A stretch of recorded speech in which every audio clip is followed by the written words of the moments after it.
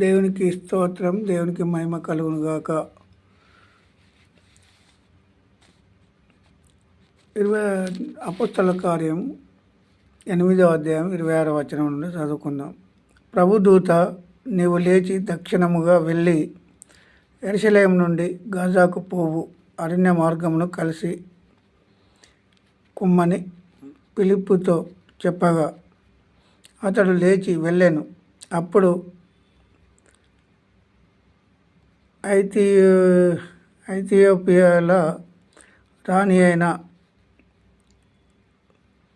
కందాకే కింద మంత్రి అయి ఆమె యొక్క ధనగారమంతటి మీదనున్న ఐథియోపియుడైన నపూసకుడు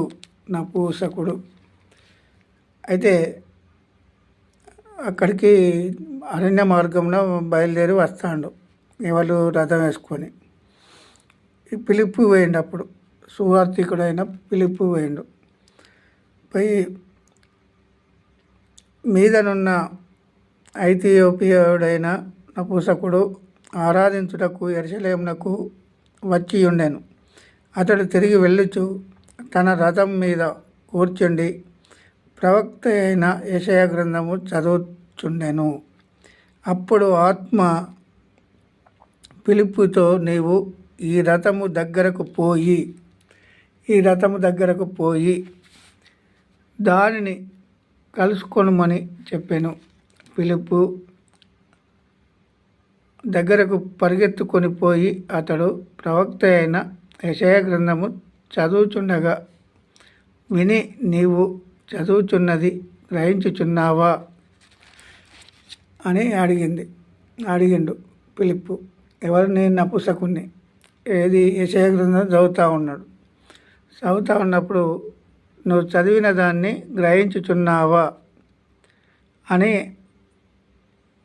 యెషయా గ్రంథము చదువుచుండగా నీవు చదువుచున్నది గ్రహించుచున్నావా అని అడిగాడు. ఇప్పుడు కూడా గ్రహించని వారు అనేకులు ఉన్నారు. వాక్యం చదువుతారు కానీ వాక్యాన్ని గ్రహించకుండా చదివే బోధకులు వచ్చారు. ఇప్పుడు విశ్వాసులు ఉన్నారు, మళ్ళీ పెద్ద పెద్ద మందిరాలు కట్టుకొని.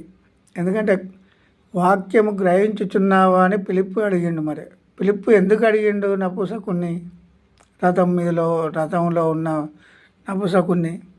మరి ఫిలిప్పు ఇప్పుడు ఆయన సువార్త ప్రకటించాలనే ఒక ఆశ. గ్రహించుచున్నావా